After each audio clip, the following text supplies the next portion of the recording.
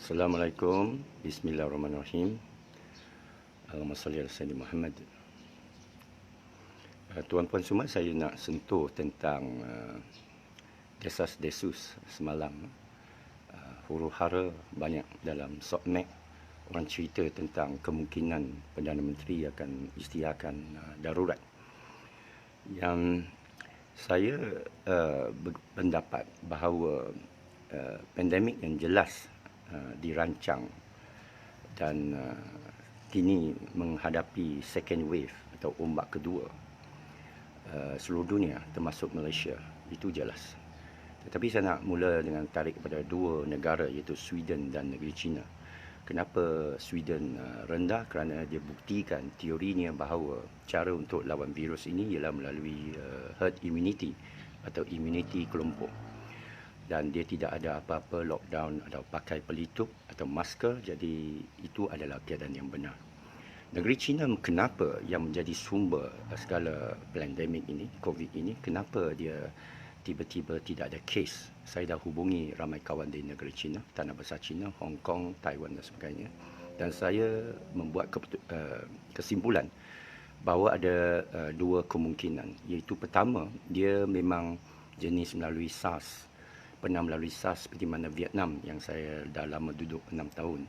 Orang Vietnam mengapa dia hampir sifar keadaannya ialah kerana cara hidup mereka dan pendedahan mereka kepada SARS. Dan kita lihat masa saya di Vietnam pun mereka minum teh yang pahit, yang amat pahit. Dan ini membantu membina ketahanan diri kerana teh yang pahit itu tidak ada gula. Dan satu lagi sebab mengapa Vietnam tiba-tiba ada berapa kes, saya percaya adalah tekanan daripada WHO. Kerana Vietnam ini kalau kosong habis, tidak mungkin padahal negara lain begitu banyak. Jadi sekarang kita lihat Vietnam pada kes yang amat rendah, kosong balik.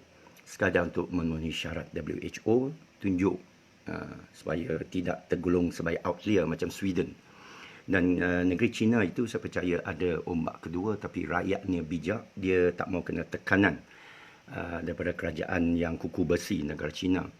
Ini Sun Tzu Art of War lah, bila China mula wave pertama menekan begitu teruk sekali ke atas rakyatnya sudah takut. Tak mau kena cucuk hidung, tak mau kena uji, biar positif duduk di rumah, mati-mati sendiri. Kerana ubat daripada kerajaan China yang drastik itu lebih menekan ekonomi dan lebih menekan diri, tak mau dikurung, sehingga ikat, dikuncikan daripada luar rumah-rumah mereka, tak boleh keluar, terlalu drastik. Jadi orang Cina pun tahu, ikut statistik yang meninggal dunia ini pun yang dah ada penyakit kronik, orang tua belaka. Dan mereka yang sihat-sihat 99% tidak ada apa.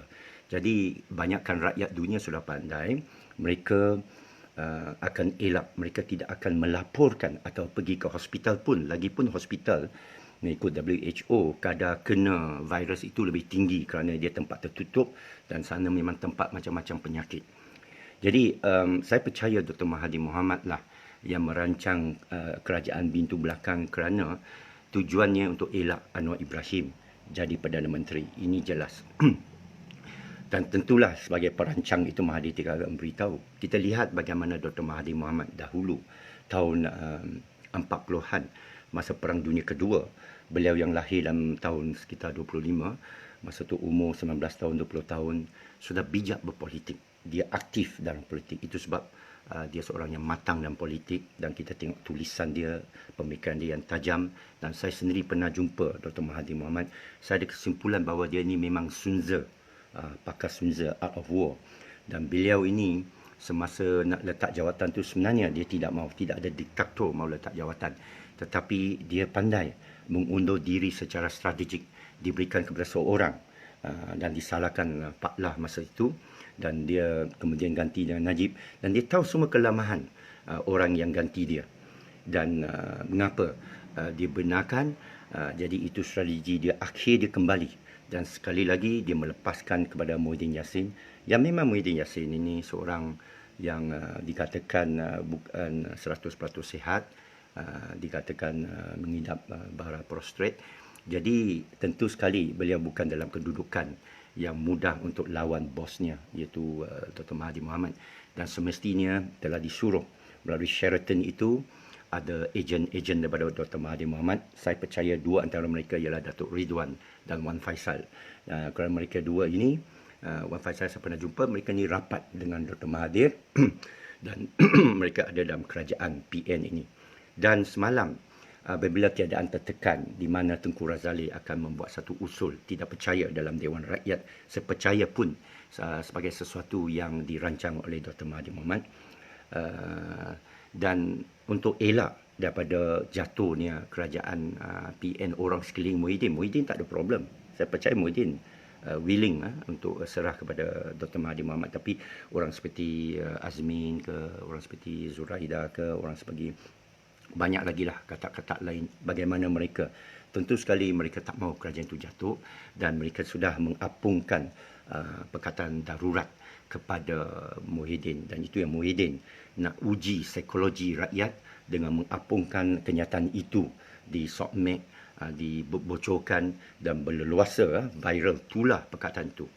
Tuan-puan semua, darurat ni membawa makna yang lebih besar daripada SOP sekarang, walaupun kita anggap SOP sekarang itu darurat dan bertentangan dengan fahaman Liberal Demokrat, yang Sweden memberikan alasan mengapa dia tak kenakan SOP, dan Jepun pun walaupun dia istiadat darurat emergency, dia tidak mengenakan, memaksa selepas Perang Dunia Kedua, kerana dalam satu negara demokrasi tidak boleh dikenakan tindakan sedemikian, merampas dan mengongkong manusia seolah di bawah satu pemerintahan polis ala tentera.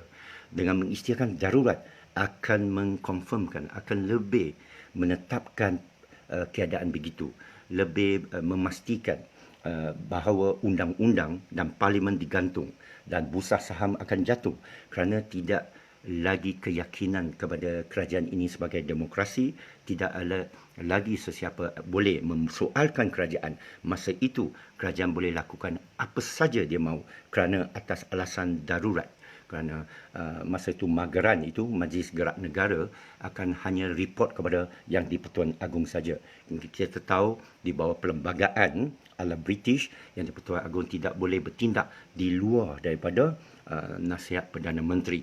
Jadi kita sama-sama tengok, ini dah dekat 24 jam, apakah akan diisytiharkan darurat.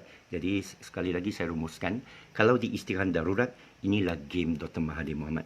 Kerana masa 69, berlaku darurat Mei 13, tragedi Mei 13, Tunku Abdul Rahman diserang hebat oleh Dr. Mahathir Mohamad, sehingga Tunku Abdul Rahman almarhum memecat Dr. Mahathir Mohamad daripada UMNO.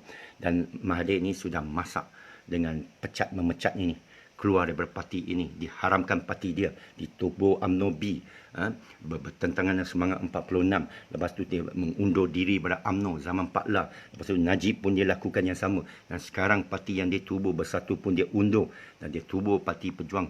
Masak Dr. Mahathir Mohamad dengan cara Sunzer ini, tactical withdrawal, strategic recouping, dan dia boleh outflank orang ni. Walaupun tua, jika Allah panjangkan umur dia, selagi itu Anwar Ibrahim tak boleh naik, selagi itu deep state dia yang berkuasa. Jadi bila berlaku darurat ini, Dr. Mahathir Mohamad saya yakin akan masuk jarum. Dia akan lebih mudah untuk dia jatuhkan kerajaan ini. Dia suka cabaran begini. Kalau tidak diisytiharkan darurat, testing psikologi itu sudah terlepas. Kad yang dimainkan oleh PN sudah terlepas. Orang sudah tahu kerajaan bergerak ke mana, dia sudah tolak ke satu sudut yang amat tertekan. PN sekarang dalam tekanan psikologi yang amat sangat, kerana daripada satu pandemik kononnya COVID yang saya anggap palsu, kononnya menyerang kita dengan lebih dahsyat, dan berlaku satu kecemasan pandemik yang WHO kata darurat kesihatan, a health epidemic, a health emergency. Sebenarnya Dr. Mahathir pernah berdepan dengan satu lagi pandemik Dajjal yang palsu, iaitu permainan IMF tahun 97, di mana wang kita itu dijatuhkan. Itu lebih real. Padahal itu palsu. Itu permainan spekulator wang. Itu pun Mahathir dapat mengatasi. Apatah lagi pandemik palsu ini. Dr. Mahathir Mohamad saya percaya dapat selesaikan ini. Dia akan dapat ikut cara Sweden. Lebih-lebih lagi, Dr. Mahathir adalah seorang doktor. Sekian saja. Wabillahi taufiq hidayat. Assalamualaikum warahmatullahi wabarakatuh.